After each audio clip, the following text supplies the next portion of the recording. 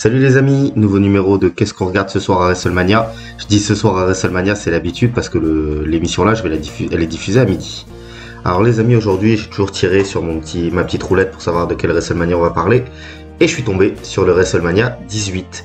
Alors je suis content de parler de ce show, WrestleMania 18, parce que déjà c'est un show qui est très important pour l'histoire de la WWE in-ring, mais aussi en backstage. C'est le deuxième WrestleMania à avoir eu lieu à Toronto. Le premier c'était WrestleMania 6 il me semble.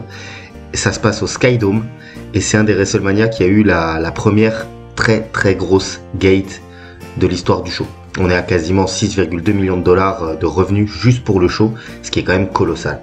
Il reste aussi en mémoire in-ring parce que c'est le WrestleMania où il y a eu The Rock face à Hollywood Hogan, match que vous avez certainement déjà dû entendre parler pendant des dizaines voire même des centaines de fois parce que c'est le match où la foule est tellement dingue qu'elle fait le match. Donc moi je vous conseille pas d'aller voir ce match là parce que on le connaît tous, certainement on l'a tous déjà vu, mais la foule c'est vrai que ce match elle reste quand même assez exceptionnelle. Vous avez Undertaker, Ric Flair, on est sur le 10e match de la streak.